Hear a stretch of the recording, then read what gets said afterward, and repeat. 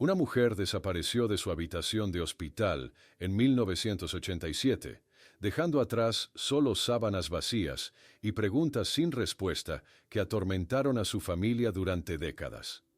Pero 33 años después, los investigadores registran la casa de un médico y descubren sus registros médicos ocultos, y lo que esos archivos revelan sobre sus últimos días hace que a todos se les hiele la sangre.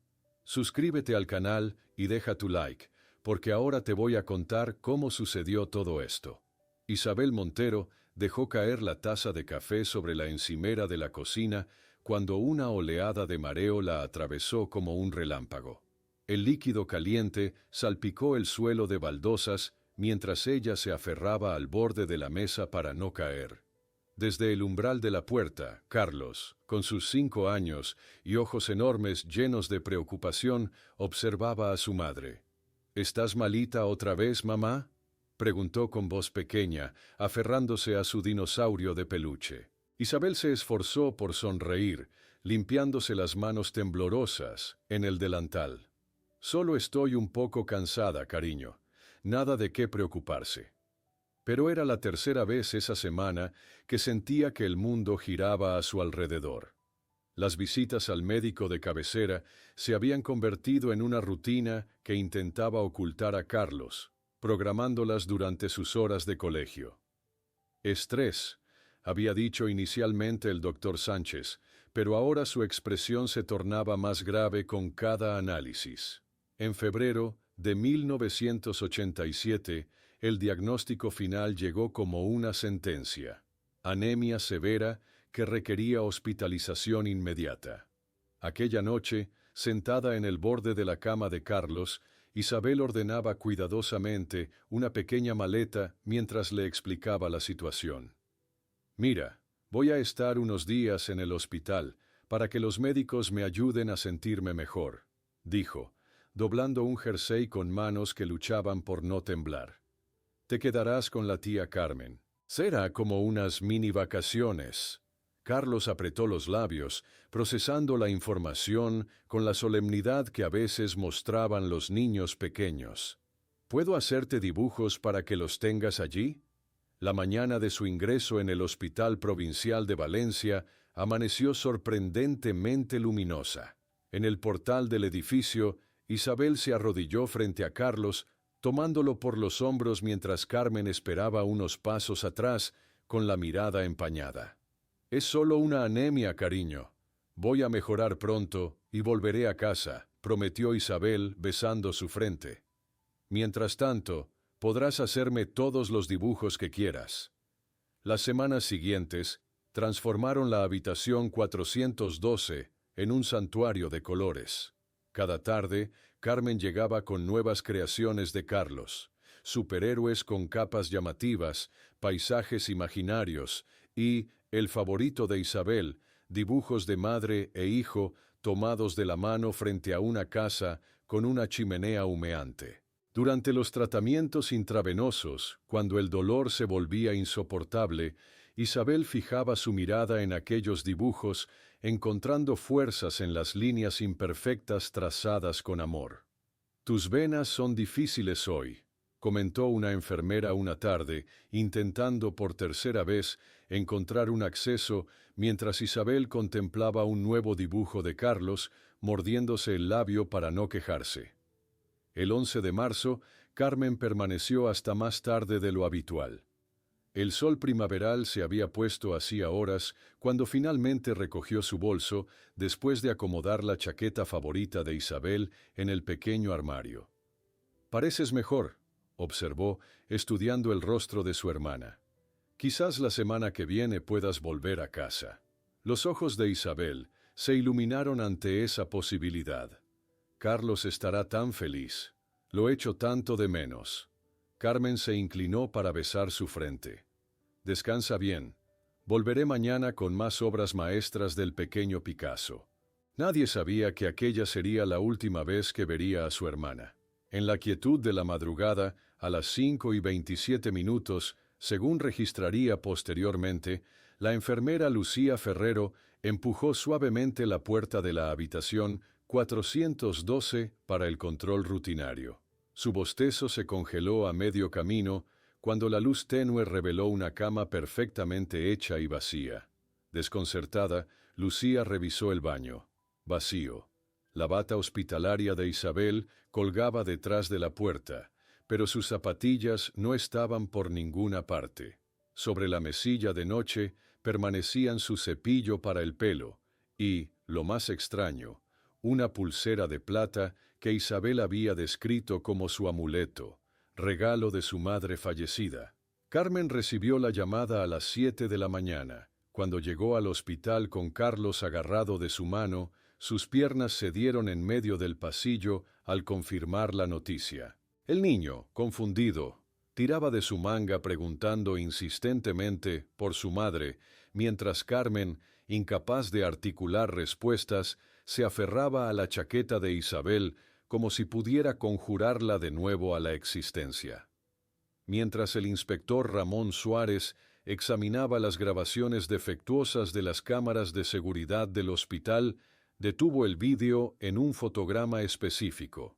Una silueta indistinta empujando lo que parecía ser una camilla cubierta por una sábana blanca hacia un ascensor de servicio exactamente a las 3:42 de la madrugada, 2 horas antes de que la enfermera Lucía descubriera la habitación vacía. Suárez inclinó su cuerpo hacia adelante, entrecerrando los ojos ante el monitor pixelado de la sala de seguridad. Aquel fotograma borroso podía ser la primera pista real sobre la desaparición de Isabel Montero. ¿Puede mejorar esta imagen?, preguntó al técnico, un joven con ojeras profundas que llevaba horas revisando grabaciones. Carmen, que había insistido en estar presente, se acercó bruscamente al monitor. ¿Quién estaba de guardia en esa zona a esa hora?, exigió saber, su voz temblando entre la esperanza y el miedo. El técnico negó con la cabeza. La calidad es pésima. Podría ser cualquier cosa, incluso equipamiento médico, siendo trasladado. Durante los días siguientes, brigadas policiales peinaron metódicamente cada rincón del hospital provincial. Abrieron armarios de mantenimiento, revisaron conductos de ventilación y accedieron a sótanos apenas utilizados. Los empleados observaban nerviosamente, intercambiando miradas cuando creían que nadie prestaba atención. En la oficina administrativa, Suárez entrevistaba a la supervisora del turno nocturno, una mujer de mediana edad, con expresión impenetrable y cabello recogido en un moño severo. Todos los procedimientos fueron seguidos correctamente, afirmó ella, consultando repetidamente su reloj. Si hubo algún traslado, estaría autorizado y documentado. Entonces, muéstreme esa documentación, insistió Suárez. La mujer apretó los labios. Tendría que solicitarla oficialmente a través de la dirección del hospital. Mientras tanto, en el colegio donde Isabel trabajaba, Carmen organizaba grupos de búsqueda. Profesores y padres de alumnos se distribuían mapas de Valencia, dividiendo la ciudad en sectores para colocar carteles con la fotografía de Isabel.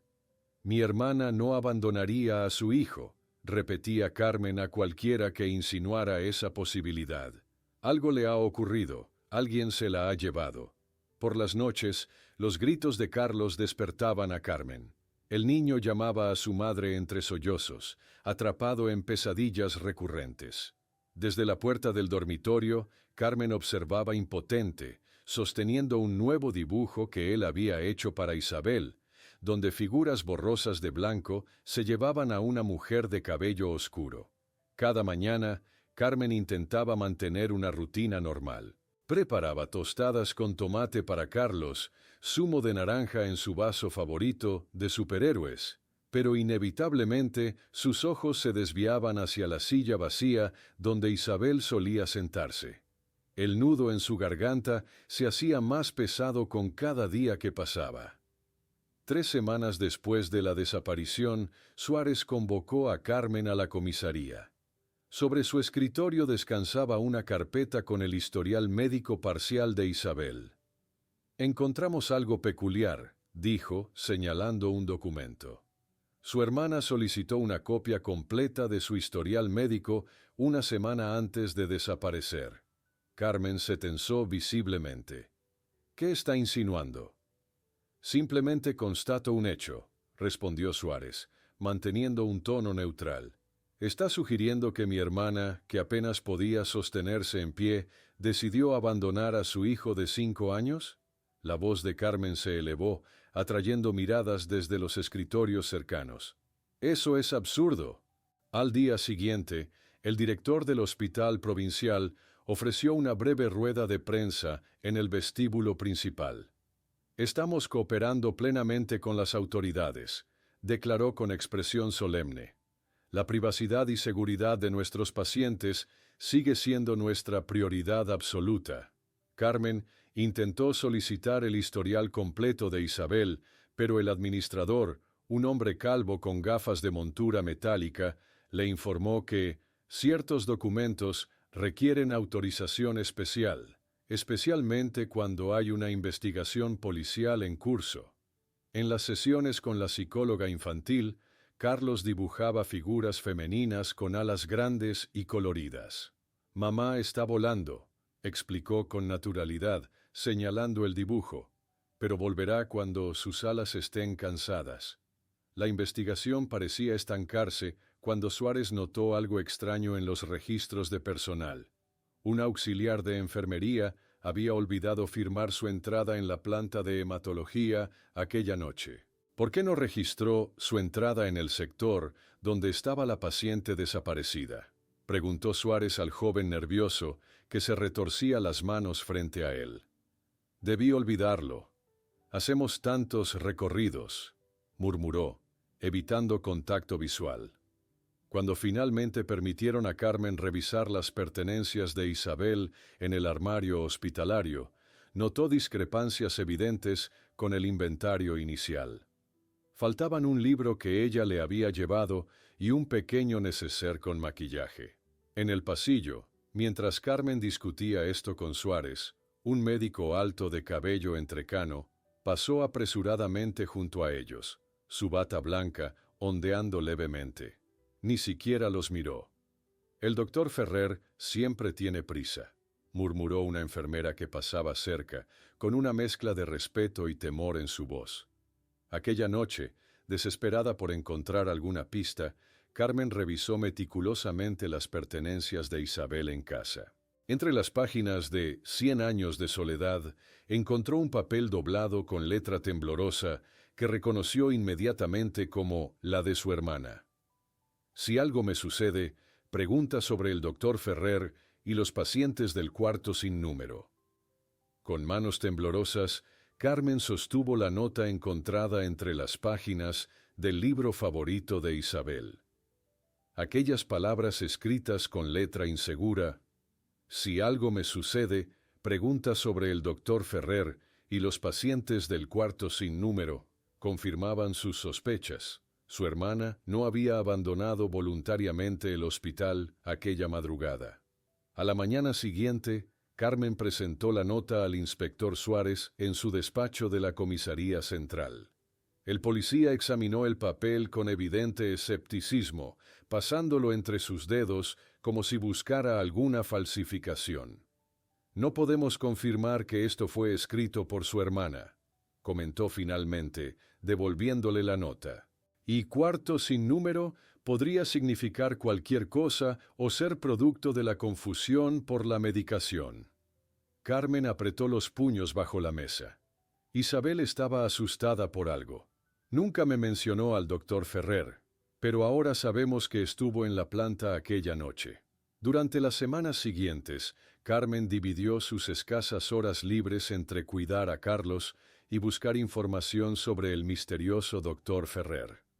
La biblioteca municipal se convirtió en su segundo hogar, donde revisaba meticulosamente antiguos recortes de prensa sobre el hospital provincial, buscando cualquier mención al médico o a irregularidades en el centro. 6 meses después de la desaparición, los carteles con la fotografía de Isabel se habían vuelto casi invisibles para los valencianos.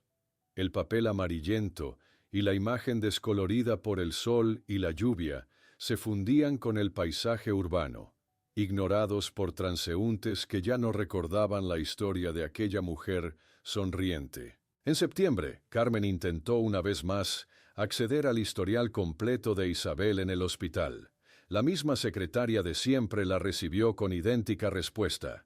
Ese documento sigue bajo revisión administrativa. Necesitará autorización judicial para consultarlo. Desesperada, Carmen comenzó a abordar discretamente al personal de limpieza y mantenimiento del hospital. Una tarde lluviosa, consiguió intercambiar unas palabras con Dolores, una faccinera mayor que llevaba décadas trabajando en el Provincial. ¿Existe algún cuarto o área sin identificación oficial en este hospital?, preguntó Carmen en voz baja, mientras ambas esperaban el autobús bajo la marquesina. La mujer miró nerviosamente a su alrededor antes de responder. Hay lugares en el sótano que no aparecen en los planos, sitios donde no nos mandan a limpiar, murmuró, alejándose rápidamente cuando llegó su transporte. En casa, Carmen había transformado la habitación de invitados en un improvisado centro de investigación. Carlos, ahora instalado permanentemente con ella, pasaba cada vez más tiempo observando desde la puerta cómo su tía conectaba fotografías, recortes y mapas del hospital con hilos rojos, creando una red cada vez más compleja de información fragmentada. Durante una cena familiar especialmente tensa, el padre de Carmen e Isabel golpeó la mesa con el puño. «Basta ya, estás obsesionada. Debes aceptar que ella se ha ido y concentrarte en el niño», exclamó, señalando a Carlos que comía en silencio, dibujando con el tenedor formas en su puré.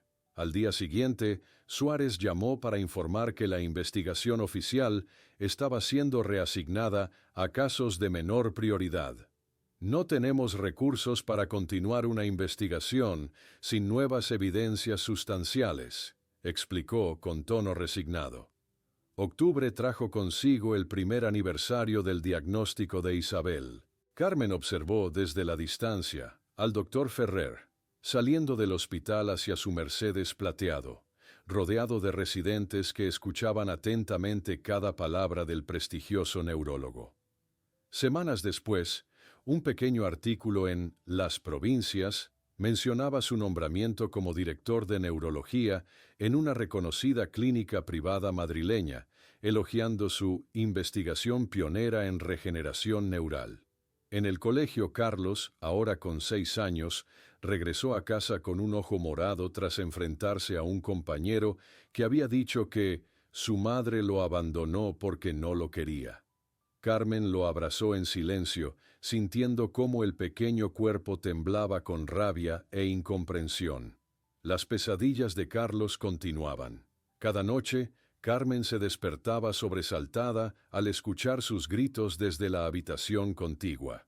«Los hombres de blanco se llevaron a mamá por el pasillo oscuro», repetía mientras ella lo mecía suavemente, incapaz de ofrecerle las respuestas que ambos necesitaban. 3 años después de la desaparición, cuando el caso parecía condenado al olvido, el teléfono sonó pasada la medianoche. Carmen, aturdida por el sueño, escuchó una voz femenina temblorosa al otro lado de la línea. «Vi el programa sobre su hermana en televisión. Trabajé como enfermera en el Provincial en aquella época. Hay algo que debes saber sobre el doctor Ferrer y lo que hacía en las madrugadas en el sótano del hospital». La voz temblorosa al otro lado de la línea dejó a Carmen completamente desvelada. Durante semanas, recorrió las cabinas telefónicas cercanas al hospital, mostrando fotografías de Isabel a comerciantes locales, intentando localizar a la misteriosa enfermera que podría tener respuestas.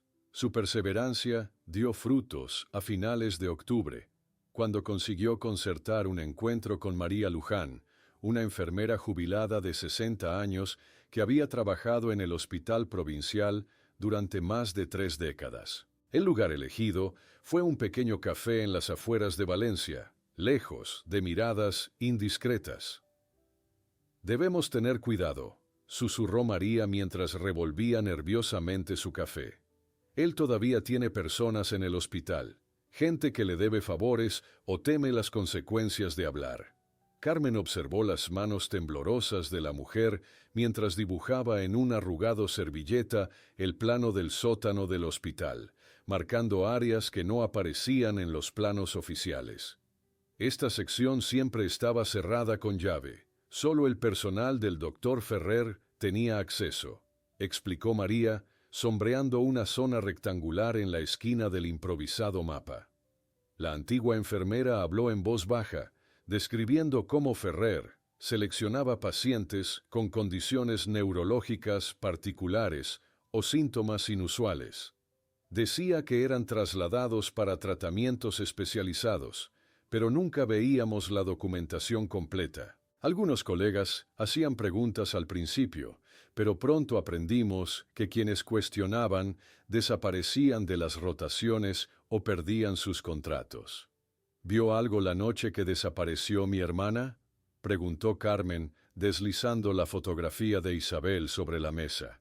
Los ojos de María se humedecieron. Aquella madrugada vi al doctor Ferrer saliendo de la planta de hematología cerca de las 3. Me pareció extraño porque él nunca visitaba ese sector, no era su especialidad. Carmen sintió que su corazón se aceleraba. ¿Está completamente segura de que era él? ¿Podría identificarlo formalmente? María retrocedió instintivamente. No puedo testificar oficialmente. Tengo nietos, entiende. Las personas que critican al doctor Ferrer suelen tener problemas, accidentes, despidos, reputaciones destruidas. Al día siguiente, Carmen confrontó a Suárez en su despacho, más determinada que nunca. Tengo una testigo que lo vio en el lugar exacto, a la hora aproximada del secuestro. Esto no es coincidencia, Suárez suspiró, visiblemente incómodo. Carmen, el doctor Ferrer es consultor del Ministerio de Sanidad. Necesitamos más que rumores de una enfermera jubilada para siquiera sugerir su implicación. Las semanas siguientes, Carmen dedicó cada momento libre a investigar la carrera del prestigioso neurólogo. En la biblioteca pública, descubrió sus primeros trabajos académicos sobre tratamientos experimentales en trastornos neurológicos que mencionaban avances significativos, sin detallar metodologías específicas. Durante la cena navideña, la tensión familiar alcanzó su punto máximo cuando su padre golpeó la mesa. «Estás sacrificando tu vida y la del niño por un fantasma. Han pasado 3 años, Carmen. Isabel no va a volver». Carmen regresó a casa temprano, encontrando a Carlos observando silenciosamente desde la puerta de la habitación, convertida en centro de investigación. Las paredes, ahora cubiertas de documentos, fotos y cronologías, contaban la historia de una obsesión que consumía su vida pero que no podía abandonar. Entre sus descubrimientos más inquietantes estaban los testimonios de antiguos pacientes del doctor Ferrer que mencionaban procedimientos no documentados y extrañas lagunas de memoria tras ciertos tratamientos. Ninguno había presentado denuncias formales, temerosos de enfrentarse a una eminencia médica. La escuela de Carlos llamó nuevamente. La psicóloga estaba preocupada por sus dibujos recurrentes de personas en camillas siendo llevadas por túneles oscuros y su comportamiento cada vez más retraído. Una tarde de primavera, Carmen asistió a una conferencia médica donde Ferrer era el orador principal. Desde la última fila, estudió al hombre que podría haber destruido su familia, analizando cada gesto mientras disertaba sobre avances revolucionarios en tratamientos neurológicos, ante una audiencia que lo veneraba. 5 años después de la desaparición, cuando Carmen comenzaba a temer que nunca encontraría respuestas concretas, recibió un paquete anónimo en su buzón.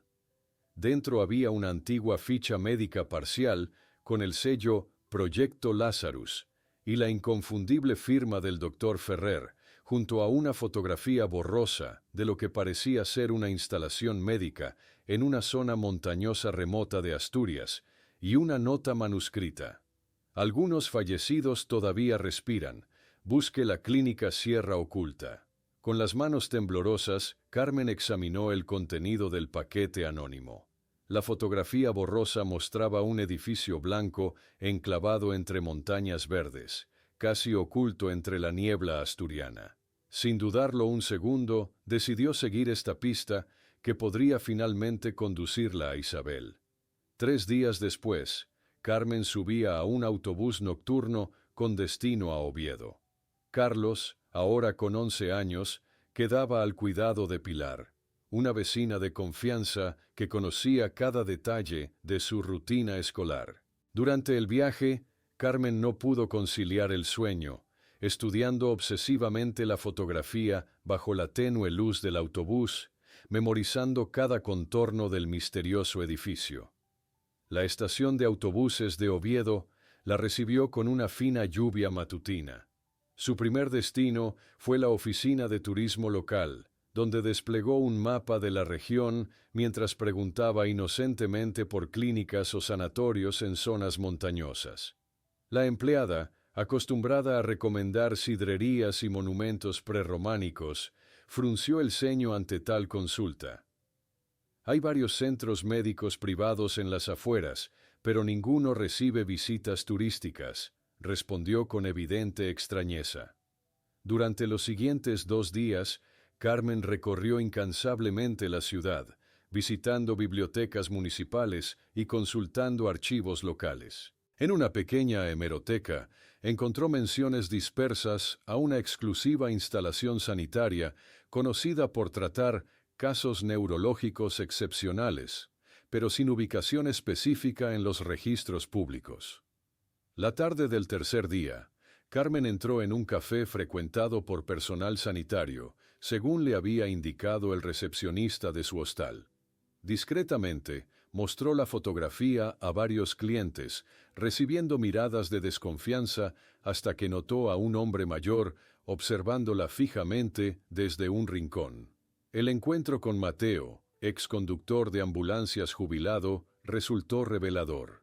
En su modesto apartamento, lleno de fotografías familiares, el anciano reconoció inmediatamente la instalación. La clínica Sierra Oculta, aunque los locales la llamamos El Refugio, explicó, dibujando en un papel el sinuoso camino de acceso. Trabajé transportando pacientes allí durante 10 años.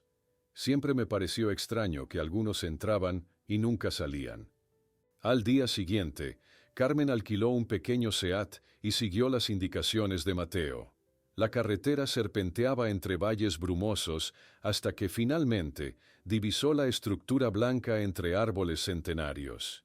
Estacionando a distancia prudencial, utilizó unos binoculares comprados específicamente para esta misión.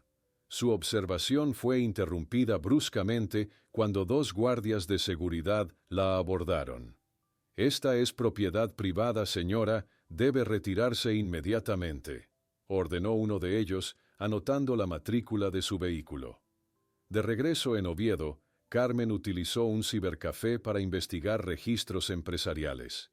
Descubrió que la clínica pertenecía a una fundación con sede en Madrid, cuyo consejo directivo incluía, efectivamente, al Dr. Ferrer. Fingiendo ser secretaria administrativa de un proveedor médico, llamó directamente a la clínica, confirmando hábilmente que el neurólogo visitaba mensualmente las instalaciones. Mientras tanto, en Valencia, Carlos enfrentaba sus propios demonios. La directora del colegio llamó urgentemente a Pilar. El niño había tenido un violento altercado con un compañero que insinuó que su madre probablemente huyó con otro hombre. Estaba como poseído, explicó la directora por teléfono a Carmen esa noche. Repetía entre lágrimas que mamá no escapó, los hombres de blanco se la llevaron. Aquella revelación aceleró el regreso de Carmen. Durante el viaje de vuelta, organizó meticulosamente sus descubrimientos, incluyendo nombres de personal de la clínica que había conseguido mediante conversaciones aparentemente casuales con comerciantes locales. Llegó exhausta a su apartamento pasada la medianoche, encontrando a Carlos dormido en el sofá, abrazado a una fotografía de Isabel. Su rostro, incluso en sueños, mostraba rastros de lágrimas recientes. Esa madrugada, mientras actualizaba su mural investigativo, conectando al doctor Ferrer con la clínica Sierra Oculta mediante hilos rojos, Carmen notó un patrón perturbador al revisar sus notas. Consultando registros públicos de defunciones y comparándolos con rumores locales sobre la clínica, descubrió que varios pacientes habían sido declarados muertos en el Hospital Provincial de Valencia entre 1985 y 1990, solo para resurgir como nuevos pacientes en la clínica asturiana bajo nombres diferentes, exactamente como sugería la nota sobre el Proyecto Lazarus. El descubrimiento de los pacientes resucitados golpeó a Carmen como una revelación. A primera hora de la mañana siguiente, se presentó en el despacho del inspector Suárez, desplegando sobre su escritorio la documentación que evidenciaba el patrón. «Vea el patrón, inspector», señaló Carmen, deslizando certificados de defunción junto a registros posteriores de la clínica asturiana. Estos pacientes fueron declarados muertos aquí y renacieron allá bajo nuevos nombres. Suárez pasó la mano por su cabello, ahora significativamente más canoso que cuando el caso comenzó. «Carmen, ahora te creo», admitió con voz cansada. «Pero esto involucra jurisdicciones diferentes, y el doctor Ferrer tiene amigos poderosos en el ministerio». La frustración ante las limitaciones institucionales empujó a Carmen a buscar ayuda por otros canales. 3 días después, esperaba nerviosamente en una cafetería del centro a Marta Vidal, una periodista de investigación conocida por sus artículos sobre experimentación médica cuestionable durante la transición democrática. Marta, una mujer de 40 años con mirada aguda y bloc de notas siempre a mano, examinó escépticamente la carpeta que Carmen le entregó. «Miles de personas desaparecen en España cada año», comentó con frialdad profesional. «¿Qué hace del caso de tu hermana algo especial? Documentación y un patrón que no puedes ignorar», respondió Carmen sin vacilar, mostrándole el mapa de coincidencias entre fallecimientos hospitalarios y nuevos ingresos en la clínica asturiana. Aquella noche, Carlos sorprendió a su tía mostrándole cómo había accedido a bases de datos públicas desde el ordenador que recientemente habían adquirido. A sus 15 años demostraba habilidades tecnológicas que Carmen apenas comprendía. «He cruzado los diagnósticos», explicó el adolescente con una madurez impropia de su edad. Todos tenían síntomas neurológicos secundarios, exactamente como mamá. Durante las semanas siguientes, el apartamento de Carmen se transformó en un auténtico centro de operaciones. Marta analizaba el mural investigativo mientras Carlos digitalizaba documentos y Carmen refinaba cronologías, cada uno aportando sus habilidades específicas a una causa común. Marta utilizó su red de contactos para acceder discretamente a información sobre transferencias hospitalarias no documentadas. Sus llamadas siempre empleaban un lenguaje codificado. «Estoy buscando información sobre ese proyecto de investigación académica que comentamos». El avance definitivo llegó con Javier, exguardia de seguridad de la clínica Sierra Oculta, quien accedió a reunirse con Carmen y Marta en un apartado bar de Oviedo. Con manos temblorosas, el hombre dibujó el plano interno del centro. «El tercer sótano estaba restringido», explicó nerviosamente. «Solo médicos específicos y enfermeros con autorización especial podían acceder. Nos ordenaban mirar hacia otro lado cuando bajaban con pacientes». «¿Qué tipo de pacientes?», presionó Marta. «Había una categoría que nunca veíamos directamente», continuó Javier, bajando aún más la voz. «Los llamaban participantes especiales. Oíamos sobre ellos, pero estaban completamente separados. Algunos llevaban allí años. De regreso en Valencia, Carlos desarrolló un sistema de codificación para organizar la información recopilada. Su habitación adolescente ahora albergaba un complejo esquema que conectaba fechas, nombres y procedimientos médicos. Si conectamos los puntos, explicó a su tía y a Marta, vemos que el doctor Ferrer seleccionaba sistemáticamente pacientes con condiciones neurológicas específicas, incluso cuando éstas eran secundarias a otras patologías. Paralelamente, Marta investigaba la fundación financiadora de la clínica desde su redacción, descubriendo vínculos con varias empresas farmacéuticas internacionales. La fundación recibió millones en financiación privada para investigación neurológica innovadora, reveló en su siguiente reunión, sin especificar métodos, protocolos ni comités éticos supervisores. Carmen observaba fijamente una fotografía reciente del doctor Ferrer en un congreso médico internacional, reconociendo en su bata la misma insignia de la clínica Sierra Oculta que llevaba décadas atrás. Nunca dejó de hacer lo que estaba haciendo, murmuró. Solo se volvió más cuidadoso y poderoso. Mientras el trío avanzaba en su investigación, el teléfono de Marta sonó tarde aquella noche. La periodista palideció visiblemente mientras escuchaba a su contacto dentro del hospital provincial. El doctor Ferrer, ahora con 75 años y sintiendo el peso de la edad, estaba organizando sigilosamente la transferencia de todos los registros y pacientes del Proyecto Lazarus a una nueva instalación internacional, destruyendo evidencias y preparándose para desaparecer con décadas de secretos, incluyendo el destino de Isabel.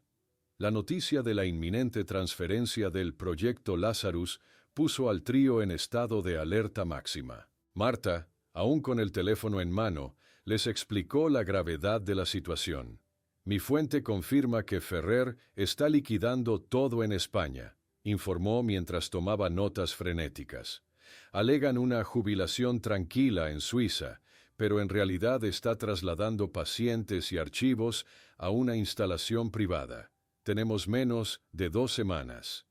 A la mañana siguiente, Carmen se presentó en la sección de recursos humanos de la empresa donde trabajaba. Con manos temblorosas, completó el formulario de baja médica temporal. ¿Estás segura de que son solo 2 semanas? Preguntó la administrativa, conocedora de la situación familiar de Carmen. El médico recomendó reposo por estrés, mintió Carmen, pensando en Isabel mientras firmaba los documentos. Necesito este tiempo. Mientras tanto, Carlos había faltado a sus clases en la Facultad de Derecho para investigar precedentes legales. En su dormitorio universitario, rodeado de manuales jurídicos, descubrió casos similares en la jurisprudencia europea. Hay precedentes para juzgar experimentación médica no consentida incluso décadas después, explicó esa tarde, mostrando sus hallazgos en el apartamento de Marta, donde se reunían por seguridad. Pero necesitamos pruebas irrefutables. El grupo improvisó un plan audaz frente a un gran tablero blanco. Marta utilizaría sus credenciales periodísticas para conseguir una entrevista con el doctor Ferrer sobre su ilustre carrera médica, mientras Carmen y Carlos investigarían la clínica asturiana durante su ausencia.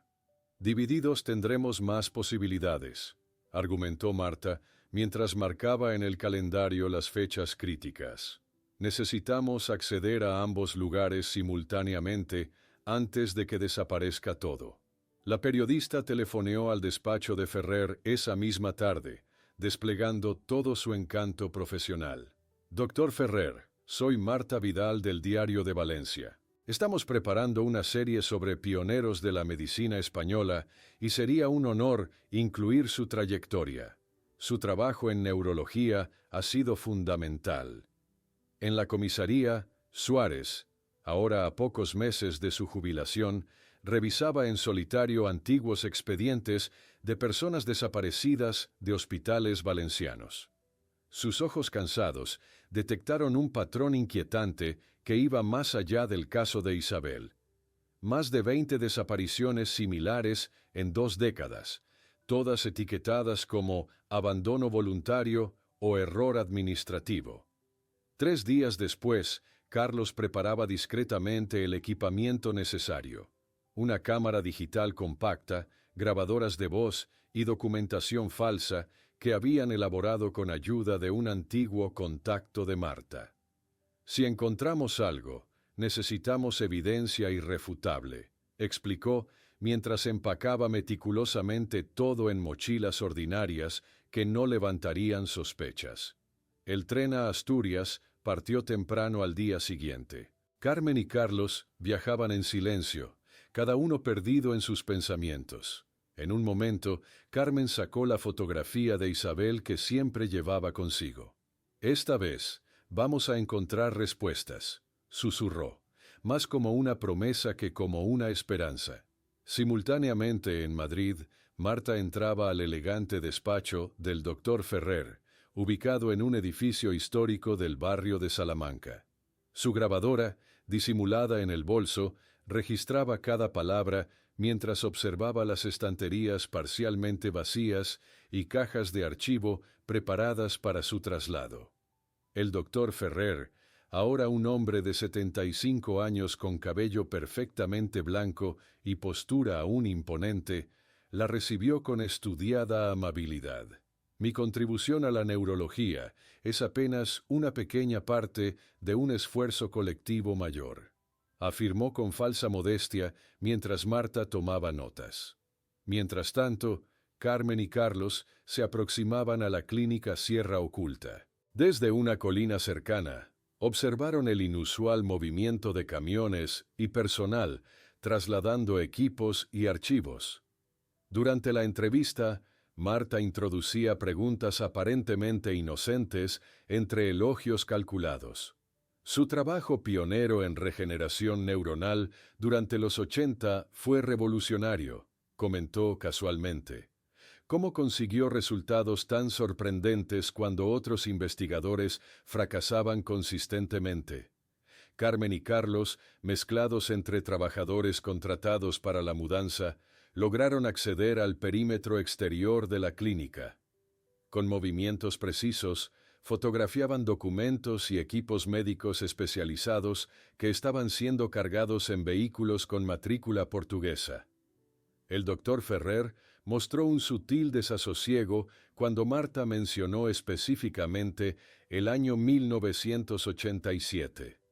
«Hubo casos excepcionales que nos permitieron avances significativos», respondió, ajustándose nerviosamente la corbata. Carlos descubrió un depósito temporal de archivos aguardando transporte en la parte trasera de la clínica.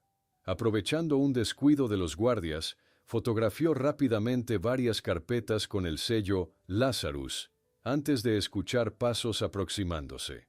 Mientras escapaba del área restringida con las evidencias fotográficas, Carlos se detuvo abruptamente ante una sala con la puerta entreabierta, donde varios trabajadores transferían pacientes semiconscientes a ambulancias especiales, y en el breve instante en que la puerta permaneció abierta, vislumbró a una mujer mayor con una larga trenza grisácea, cuyos rasgos, aunque transformados por el tiempo y el sufrimiento, eran inconfundiblemente similares a los de Isabel.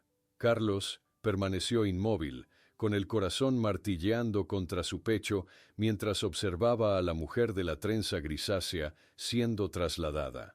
Su mente se debatía entre seguir la ambulancia o asegurar las evidencias ya recopiladas. Con manos temblorosas, levantó la cámara y fotografió la matrícula del vehículo, los rostros de los conductores y la dirección que tomaban, mientras lágrimas silenciosas resbalaban por sus mejillas. 30 minutos después, Carmen encontró a su sobrino escondido tras unos arbustos en el punto de encuentro acordado, su rostro desencajado por la emoción.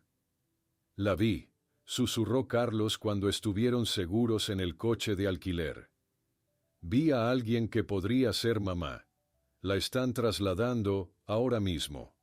Aquella noche, en la habitación de un discreto hotel de Oviedo, Carmen, Carlos, Marta y Suárez, que había viajado urgentemente desde Valencia, desplegaron todas las evidencias recopiladas sobre la cama. Las fotografías de los archivos revelaban información escalofriante.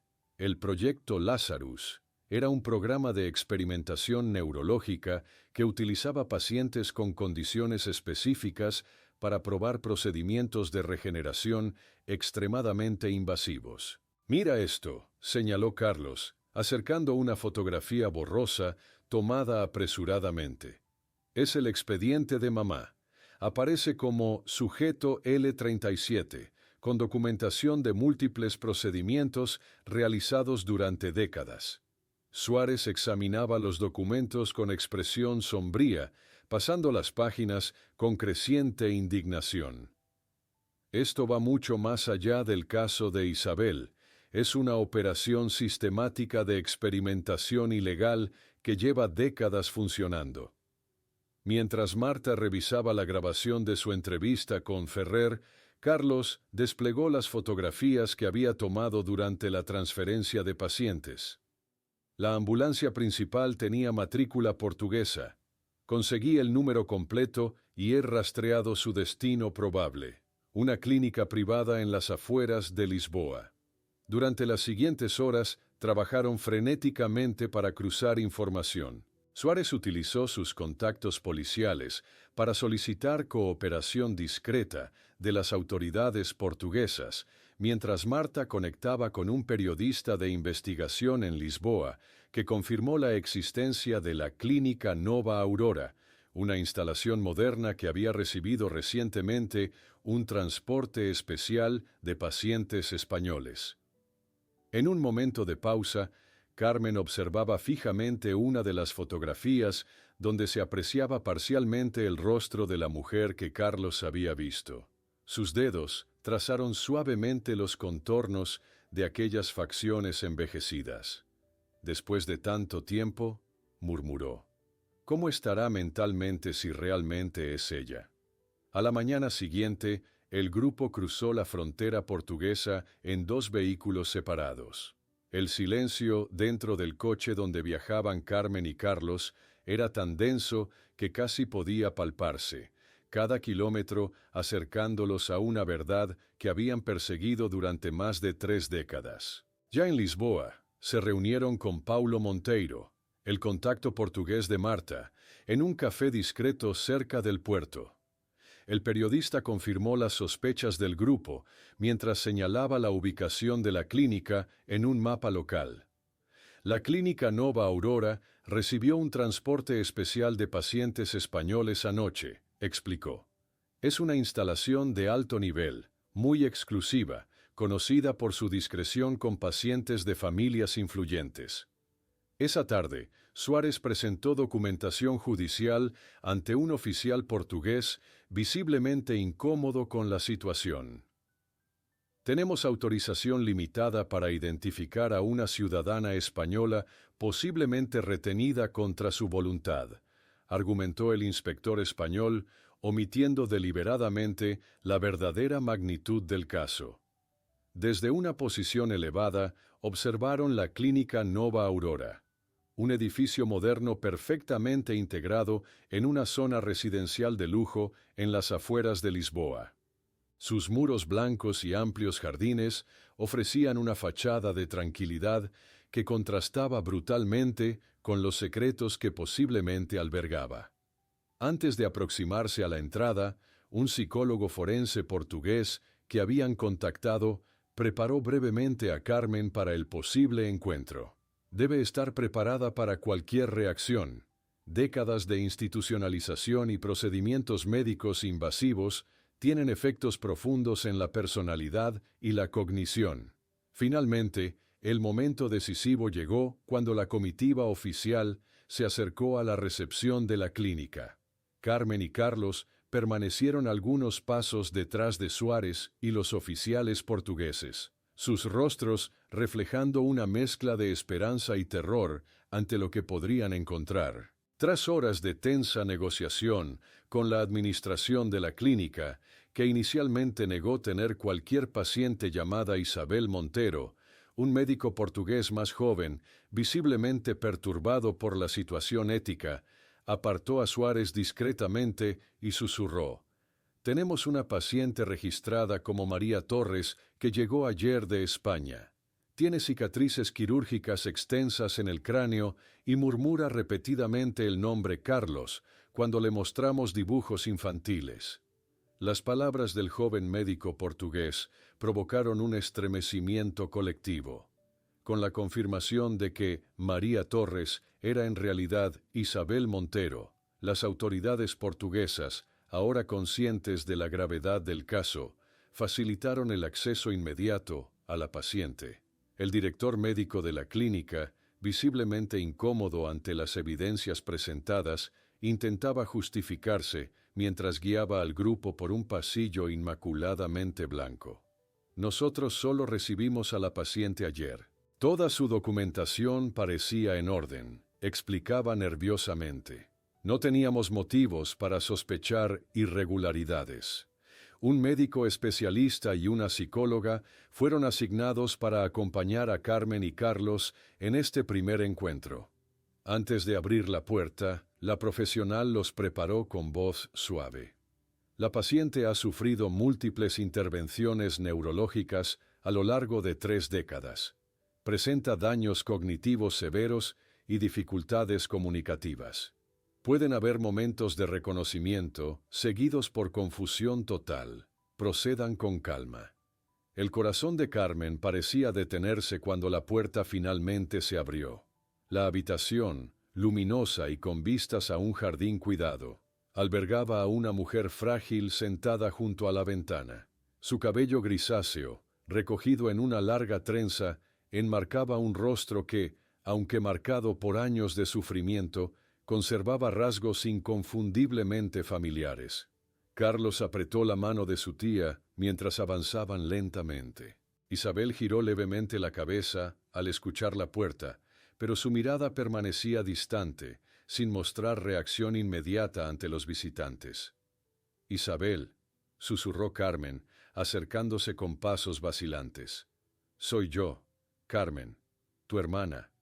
Ningún destello de reconocimiento iluminó aquellos ojos opacos.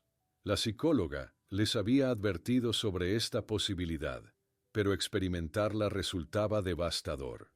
Carmen, siguiendo el consejo profesional, se arrodilló junto a la silla de Isabel y, con voz quebrada por la emoción, comenzó a cantar suavemente una nana que su madre les cantaba a ambas en la infancia.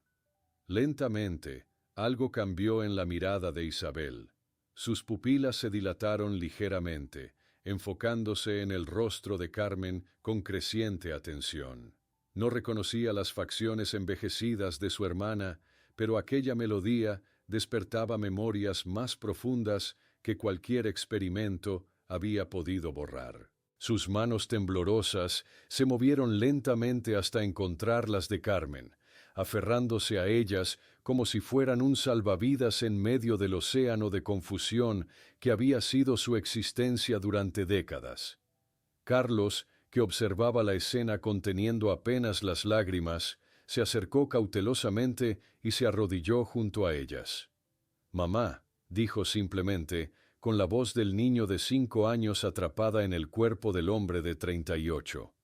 Isabel lo miró largamente, con una mezcla de confusión y anhelo.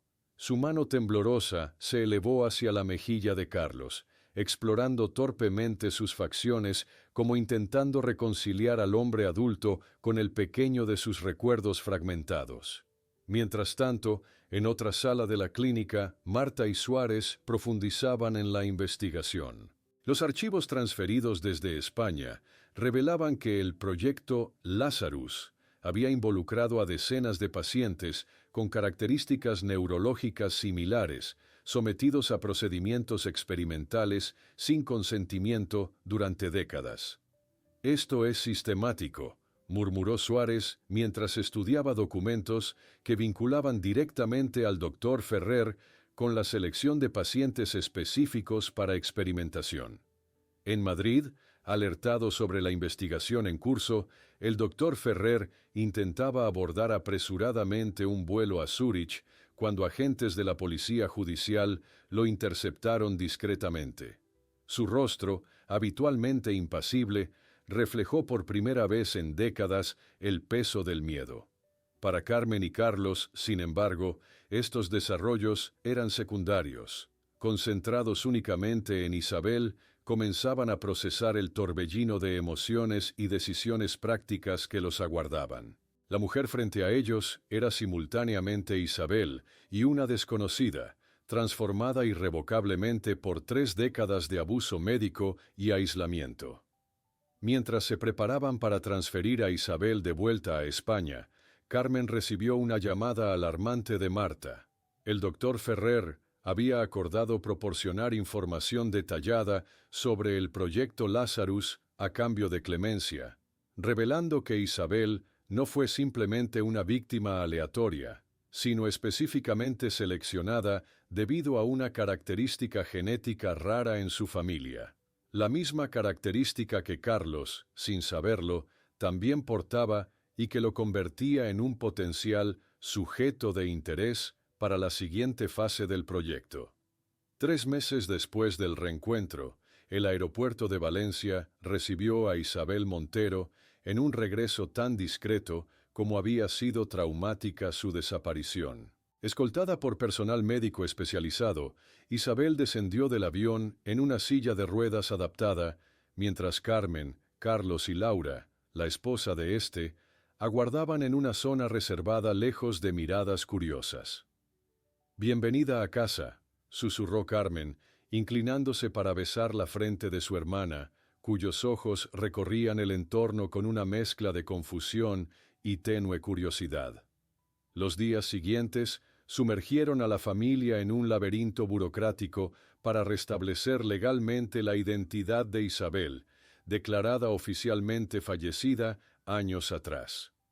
Carmen, sentada frente a un funcionario gubernamental que revisaba perplejo la documentación, comentó con amarga ironía: «Es surreal tener que demostrar que mi hermana está viva cuando pasé décadas afirmando que no estaba muerta». El caso había estallado en los medios nacionales, generando titulares sensacionalistas que ocupaban las primeras planas. Escándalo médico, pacientes muertos, usados en experimentos ilegales por décadas, autoridades de alto escalón implicadas. La comunidad médica española entraba en crisis mientras antiguos colaboradores del doctor Ferrer intentaban distanciarse precipitadamente del caso. Paralelamente, Carlos se sometía a exhaustivos análisis genéticos. El médico, revisando los resultados en su consultorio, intentaba transmitir tranquilidad.